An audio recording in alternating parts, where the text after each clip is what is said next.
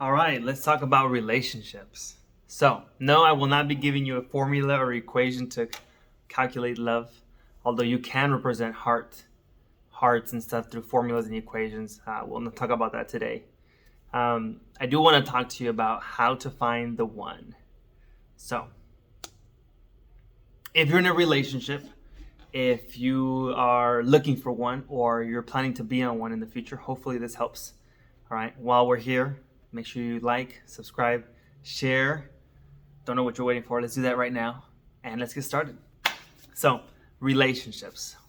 We might have more videos coming up on this, but it's a big topic, especially in high school and where you're at right now in your life. So, how do you find the one? I got the answer for you. You don't. You don't find the one. What you need to do first is figure out yourself. The most important relationship you can ever have in your life. Coming from a man who is married to the love of his life, who's got a kid and is like, coming from me, the most important relationship you have to have is the one with yourself. What does that mean? It means, do you know yourself? Only you have access to these thoughts and these feelings and are aware of what actually exists inside when you don't tell anything to anyone. Only you are.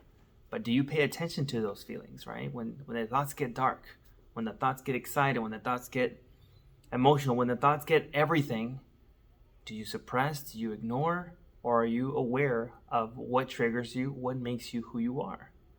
We all have emotional trauma. We all have some sort of thing that we have to get through and get past as a conditioning of our childhood and the way we grew up, right? Our parents, our aunts, relatives, whoever you grew up with has influenced your triggers and the way you respond to things, right? So are you aware of you? What triggers you? What excites you? What motivates you? What everything? Spiritually, intellectually, emotionally, are you aware of you? That is the biggest thing that you want to be able to ask and answer. Okay, who are you? So, I strongly recommend for you to first find that relationship within yourself. And when you can learn to love yourself, regardless of your strengths or your weaknesses, the things that you find as qualities or flaws or whatever, right?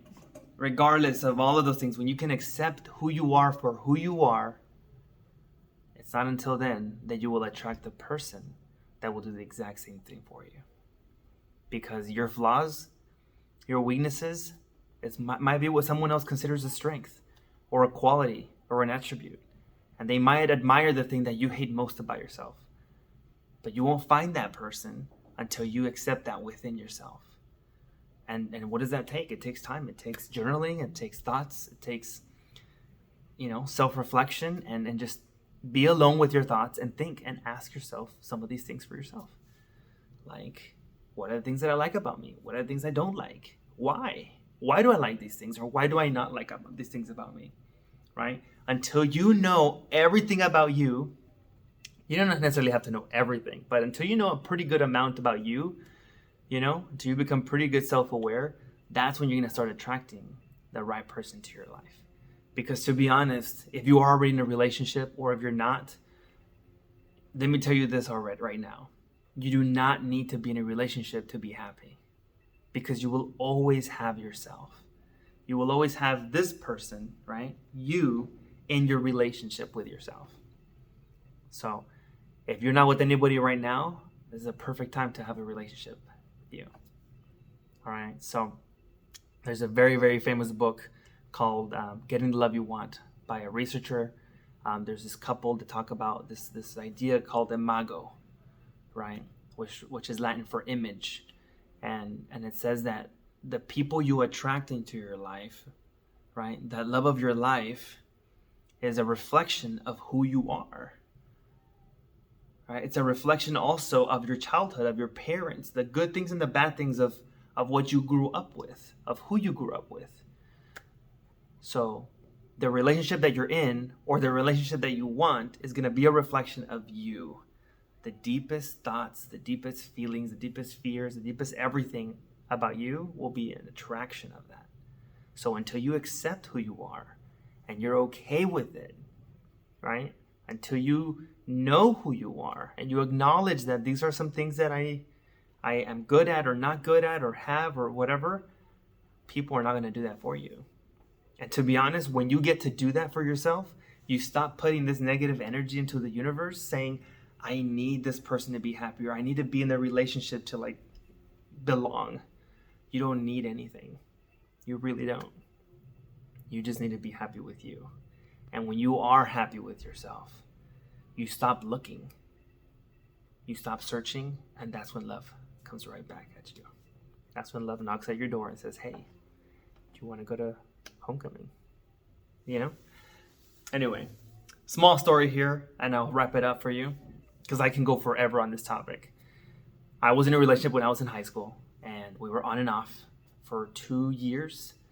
I started when we were sophomores, and we ended when we were senior. When I was a senior, this was right before Christmas, senior year, before prom, before all of that stuff happened. But yeah, I was in a relationship, and there was probably a lot of red flags that I did not pay attention to because I wanted to be in a relationship. I felt like I needed to be in one. Things didn't work out. I'll tell you the story why we broke up later and who broke up with who and all of that stuff later. But I will tell you that my entire college life, right after high school till my senior year, till my 6th year in college, I did not date a single person. I was not in a single relationship.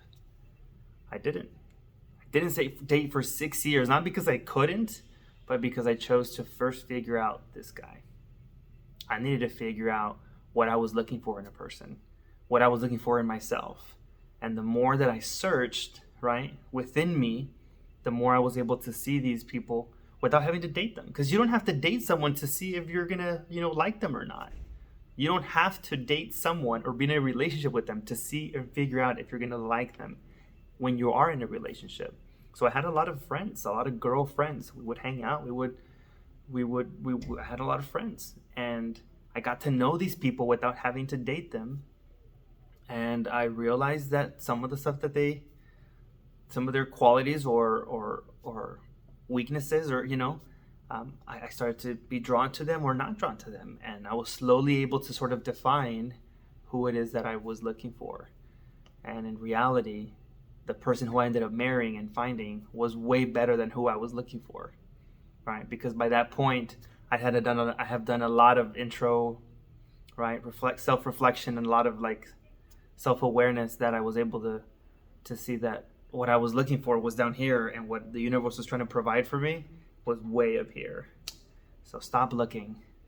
Take some time to spend with yourself, to figure out yourself, to accept the things that you might be afraid to. And when you do, you'll find it. All right, guys, that's all for today. Don't forget to like, subscribe. We'll calculate later.